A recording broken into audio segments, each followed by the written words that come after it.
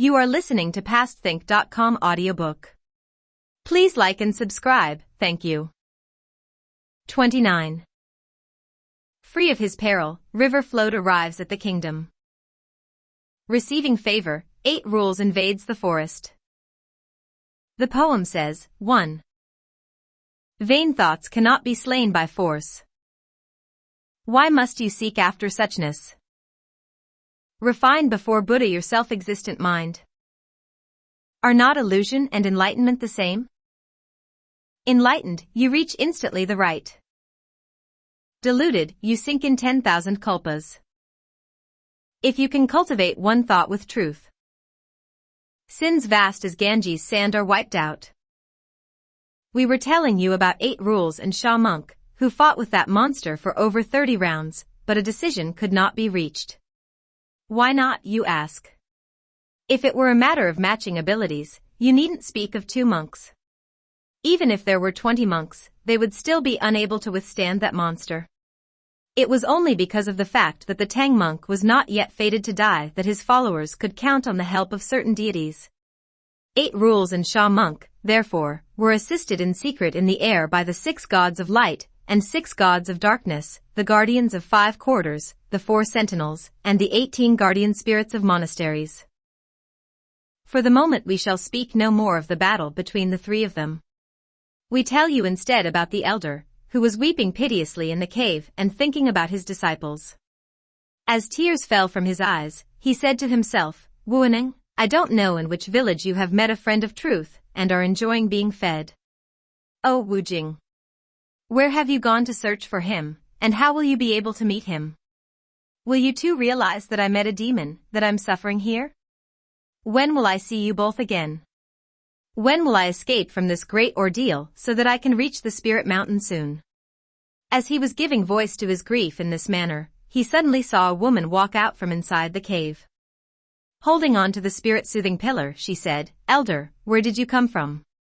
Why are you bound here by him? When the elder heard this, he turned his teary eyes to steal a glance at her, and found that she was about 30 years old. Lady Bodhisattva, he said, no need for further questions.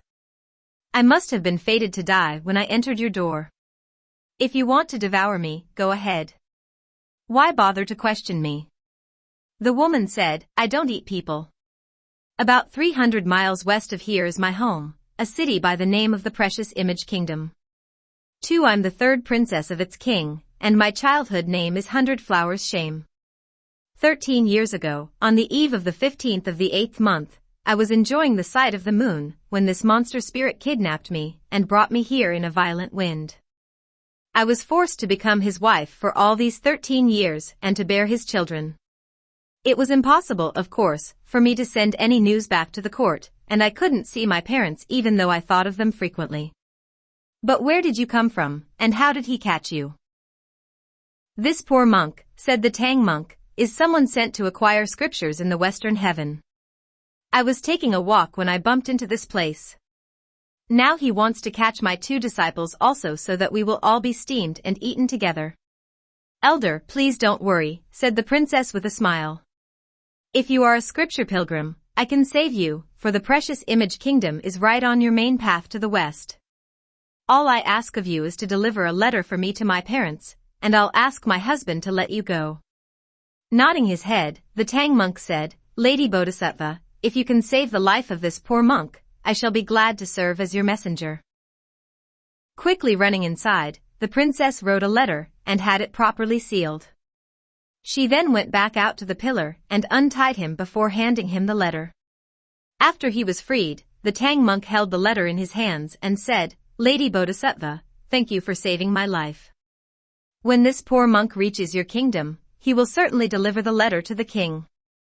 I fear, however, that such a lengthy separation will make it difficult for your parents to recognize anything from you. What shall I do then?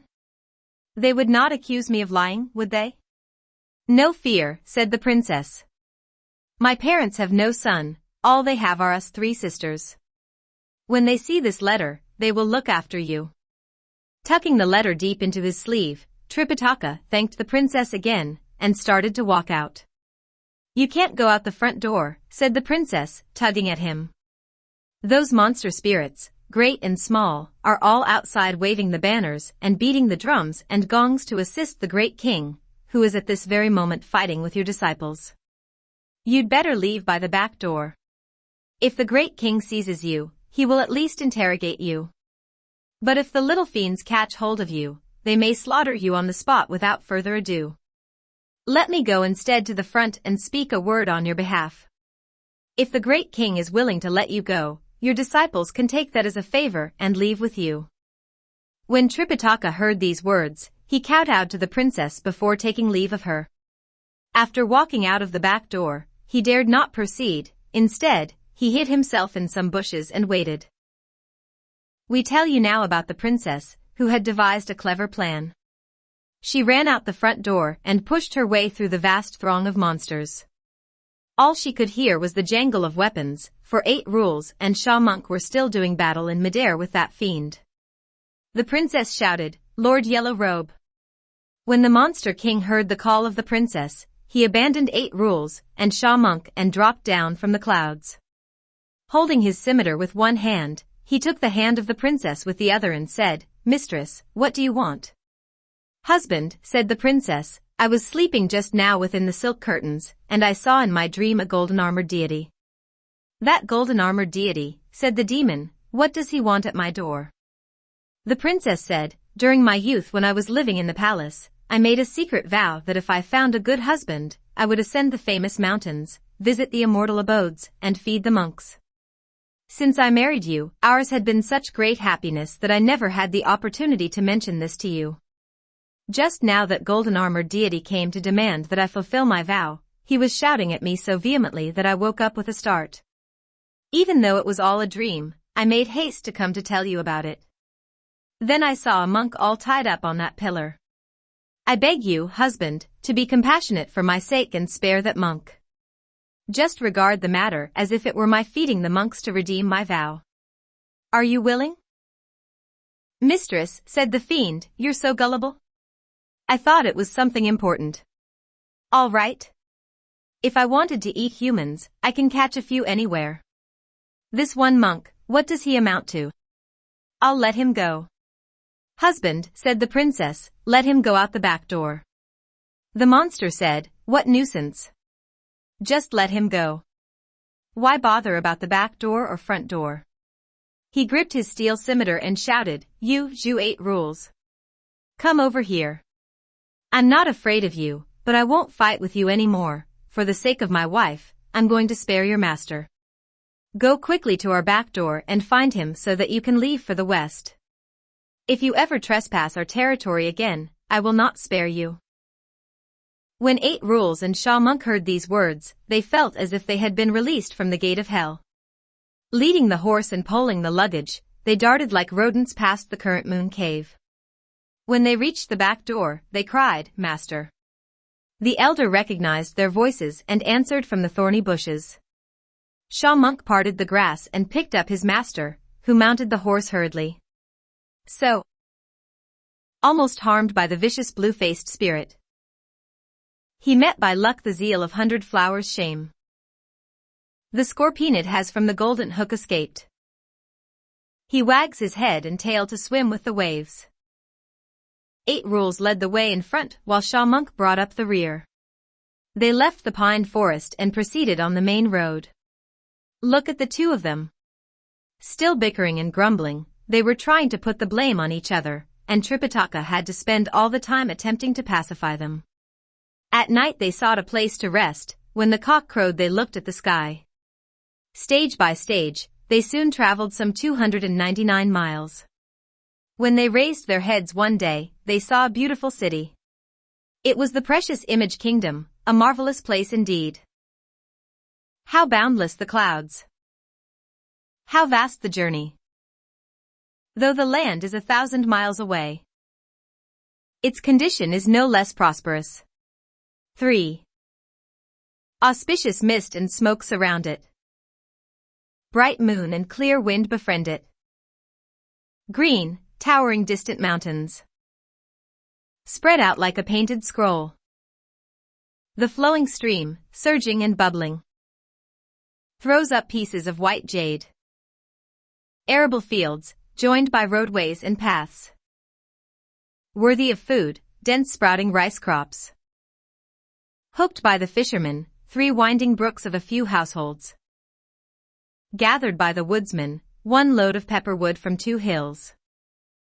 Each corridor and each rampart are made strong as if by metal and liquid, for every house and every home vies with one another in felicity.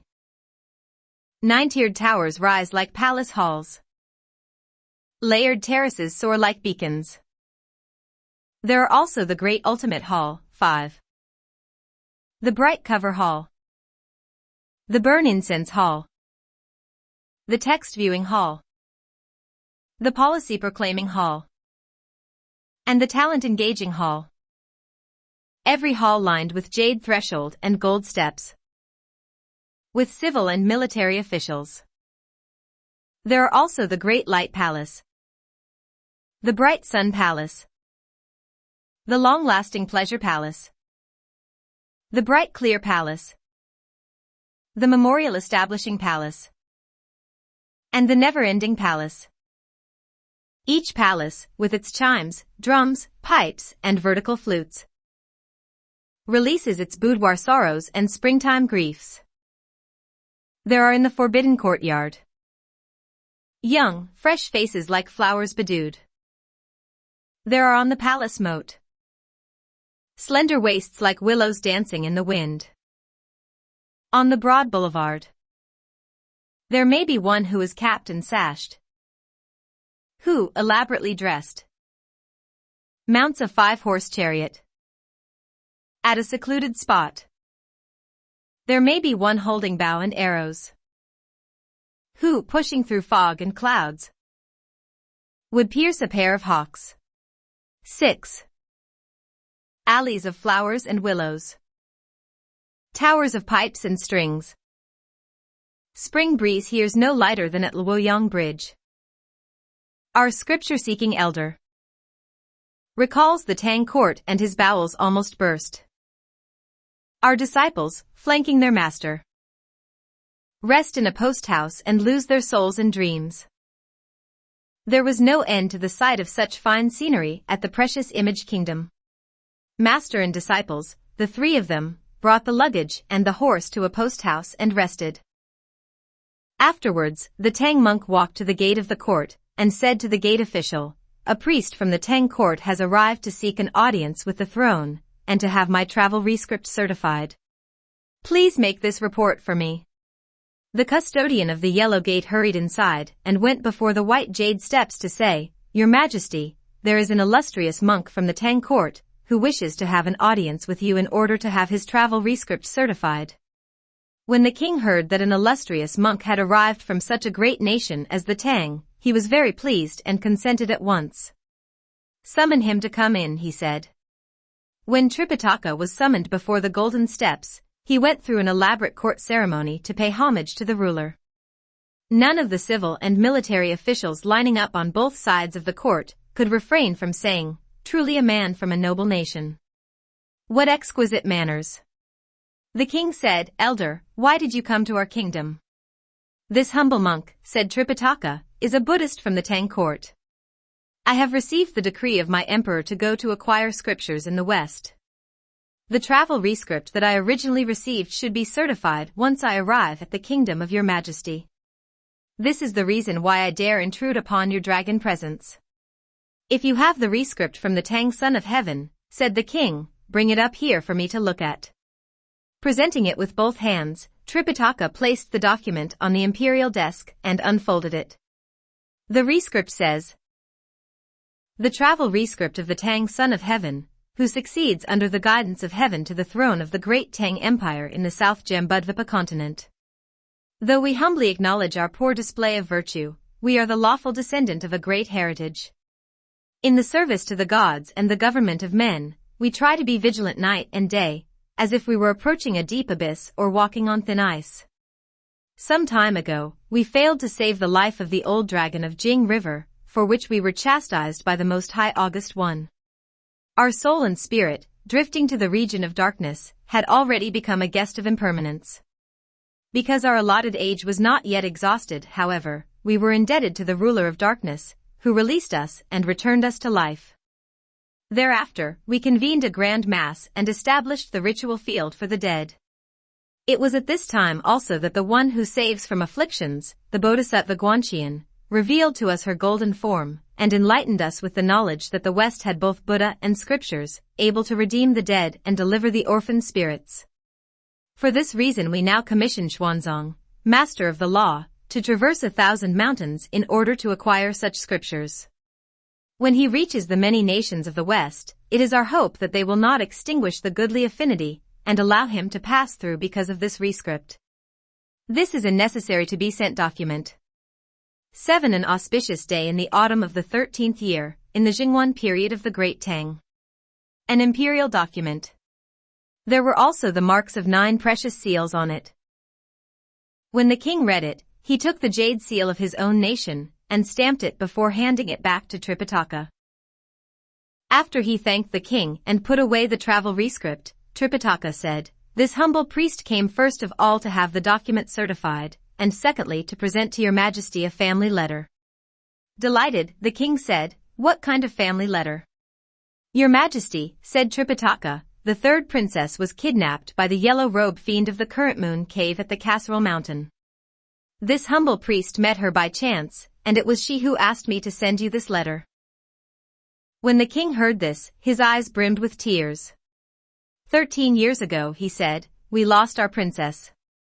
For that, we banished countless officials, both civil and military, and we did not know how many ladies-in-waiting and eunuchs we had caned to death throughout the palace. For we thought that she had walked out of the palace and lost her way. Since we did not know where to look, we interrogated countless households in the city, but there was not a trace of her. How would we know that a monster had kidnapped her? When I received this word today, I cannot hold back my grief or tears. Thereupon Tripitaka took out the letter from his sleeve and presented it. When the king took it and saw the address on the envelope, his hands turned feeble and could not open the letter. He therefore gave the order to have the Grand Secretary of the Hanlin Academy 8 come before the throne and read the letter.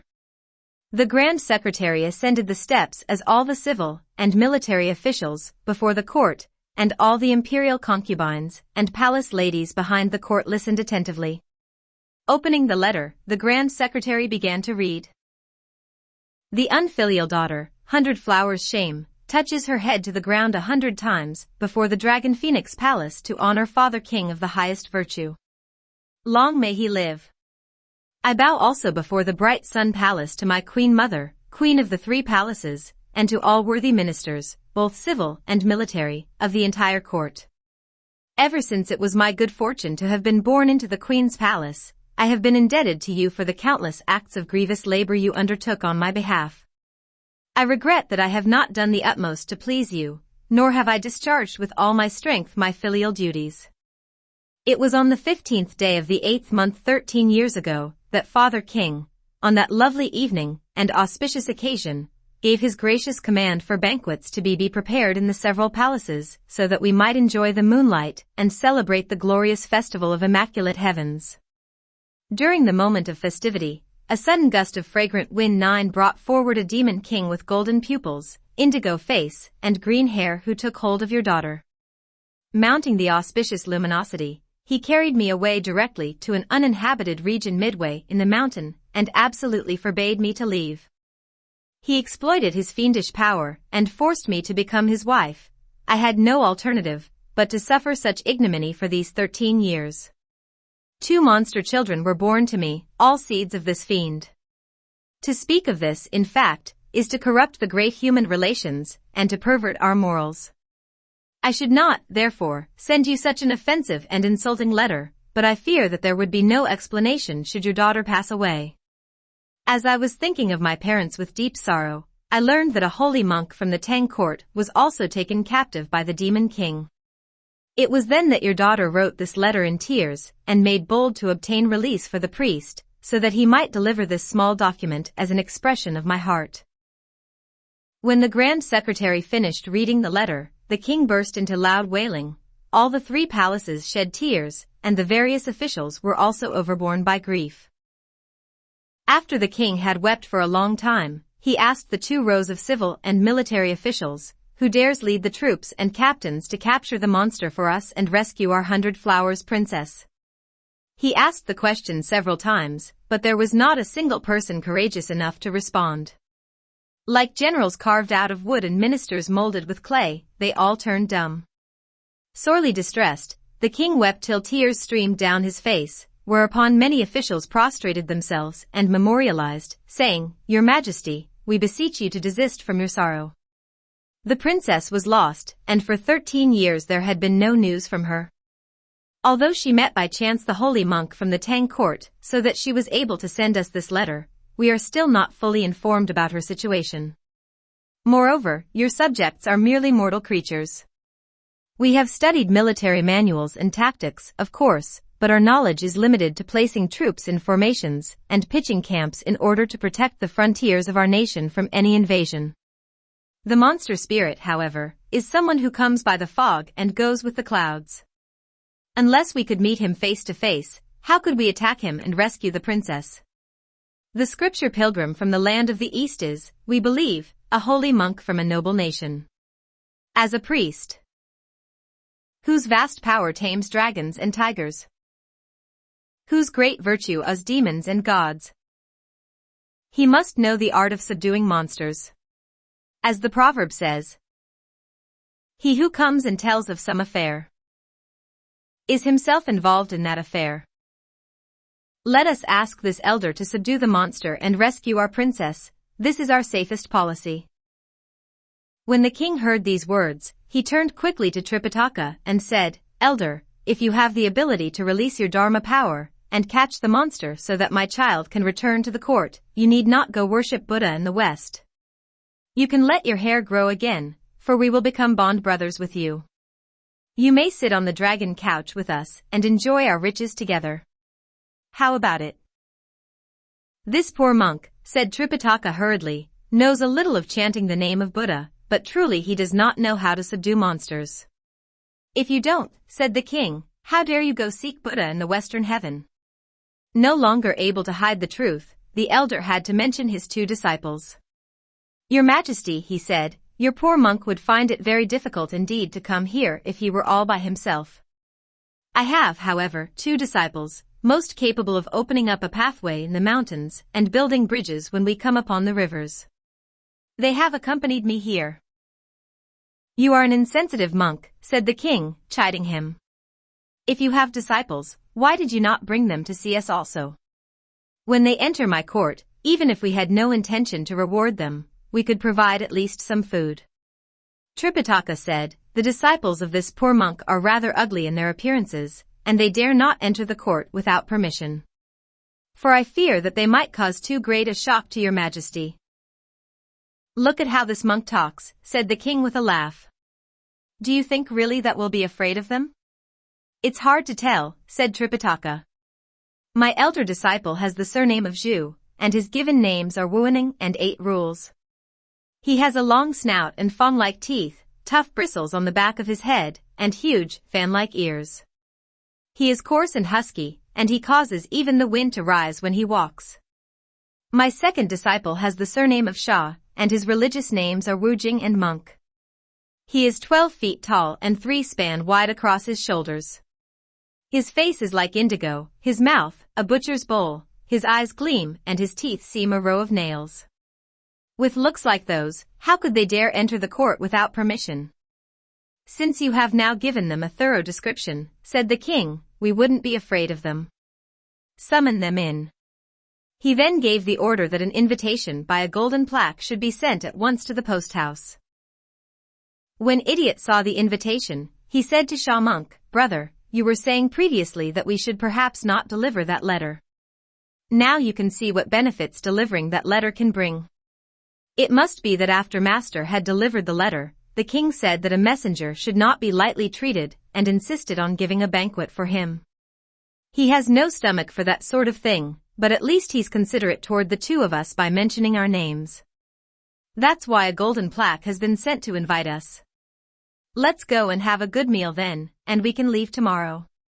"Elder brother," said Shah Monk, "we still don't know the true reason for this. Let's go and find out. They therefore turned over the luggage and the horse to the care of the post-house master. Taking their weapons with them, they followed the golden plaque into court and went before the white jade steps. Standing on the left and on the right, they made one bow and then remained erect without moving again. Every member of those civil and military officials was deeply shaken. These two monks, they said, are not only ugly, they are downright uncouth. How could they see our king and not prostrate themselves? After one bow, they just stand there and remain erect. It's preposterous. It's preposterous. 8 Rules heard this and he said, "Don't complain, all of you. That's how we are. At first glance, we may appear ugly, but after a while, you'll get used to us." When the king saw how hideous they were, he was immediately frightened. By the time he heard what Idiot had said, he was shaking so hard that he fell down from his dragon couch. Fortunately, there were attendants nearby who took hold of him and helped him up. The Tang monk was so terrified that he knelt before the court and kowtowed without ceasing, saying, "Your Majesty, this monk deserves 10,000 deaths, 10,000 deaths. I said that my disciples were ugly, and that they should not be granted an audience, because it might injure your dragon body. Now they have indeed alarmed the throne." Still trembling, the king went forward to raise up the priest, saying, "Elder, it's a good thing that you told me about them before.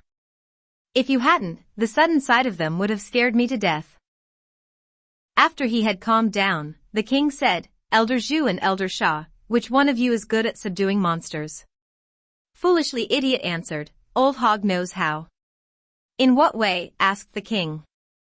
"I am the marshal of the heavenly reeds," said 8 Rules. "Because I transgressed heaven's decree, I fell to the region below where luckily I could embrace the truth and become a monk. Since our journey from the land of the east, I have been the one most capable of subduing monsters." The king said, "If you are a celestial warrior who has descended to earth, you must know very well the magic of transformation." "I shouldn't boast," said 8 Rules, "but I do know a few little tricks." "Try to change into something for me to have a look," said the king. 8 Rules said, "Give me a subject, and I'll change into its form." The king said, "Change into something big then." That 8 Rules happened to know 36 kinds of transformation. He stood before the steps and showed off his ability, making the magic sign with his fingers and reciting a spell. He shouted, "Grow." He straightened his torso and at once attained the height of 80 or 90 feet, just like a pathfinding deity. The 2 rows of civil and military officials shook in their boots. The ruler and the subjects of the entire kingdom were terror-stricken. One of the palace guardian generals managed to ask, "Elder, when will you stop growing? Is there a limit to your height?" Idiot could not refrain from spouting idiotic words. "It depends on the wind," he said. "It's all right if the east wind is blowing, and the west wind is okay too. But if the south wind rises, I'll bore a great hole in the blue sky." Horrified, the king said, "Retrieve your magic. I know your power of transformation." Squatting down, 8 Rules changed back into his original form at once and stood before the steps. "Elder," asked the king once more, "what sort of weapons do you intend to bring with you to do battle on this expedition?" 8 Rules took out his muckrake and said, "What Old Hog uses is a pronged rake." "That's shameful," said the king with a chuckle. "We have here whips, maces, gilt bludgeons, mallets, scimitars, spears, halberds with crescent-shaped blades, battle-axes, swords, halberds, lances, and battle-sickles. You can pick anything you like and take it with you. How could you regard that rake of yours as a weapon?" "You have no idea about this, Your Majesty," said 8 Rules. "This rake may seem a rather crude instrument, but it is one that has stayed with me since my youth. When I was commanding some 80,000 sailors in the naval department at the Heavenly River, I relied solely on the strength of this rake. Now that I have descended to this mortal world to accompany my master, that which plows through the mountain dens of tigers and wolves, and overturns the water homes of dragons and snakes, is all the work of this rake." Most delighted and reassured by what he heard, the king turned to some of his ladies in the court, saying, "Bring me my own special wine." Take the whole bottle, in fact, so that we can send the elder off properly. He then poured a goblet of it and presented it to 8 rules, saying, Elder, this cup of wine is for the labor you are about to undertake. Wait till you capture the monster and bring back our little girl. We shall have a huge banquet and 1,000 pieces of gold to thank you. Idiot took hold of the cup in his hands. Though he was a rude and rowdy person, he could act courteously when he wanted to.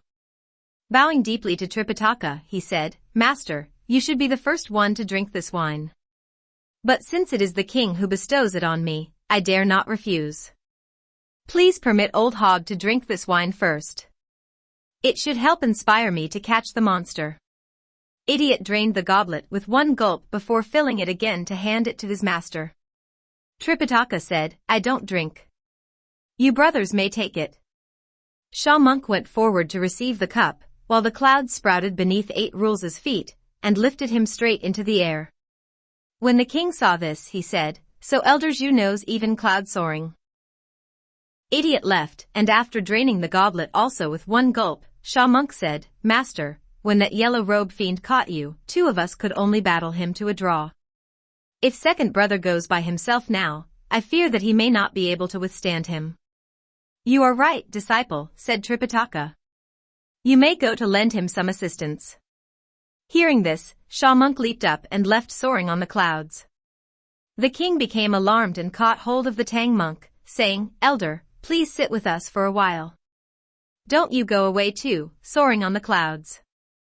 The Tang monk said, Pity. Pity. I can't even move half a step like that. At this time, the 2 of them chatted in the palace, and we shall speak of them no further. We tell you now about Sha Monk, who caught up with 8 Rules, saying, Elder brother, I'm here. 8 Rules said, Brother, why did you come? Master told me to come help you, said Sha Monk. Highly pleased, 8 Rules said, Well said, and welcome. United in our minds and efforts, the 2 of us can go catch that monster. It may not be much, but we'll spread our fame a little in this kingdom. Look at them. Swathed in hallowed light they passed the kingdom's edge. Borne by auspicious air they left the capital. They went by the king's decree to the mountain cave, to catch with all diligence the monster spirit. In a little while, the 2 of them arrived at the mouth of the cave and lowered the direction of their clouds. Raising his rake, 8 Rules delivered a blow on the door of the current moon cave with all his might. At once a hole about the size of a barrel appeared in the stone door. The little fiends standing guard at the entrance were so startled that they opened the door immediately, and found that it was the 2 monks. They ran inside to report, crying, Great king, it's terrible. The monk with a long snout and huge ears and the monk with the gloomiest complexion have returned and busted our door.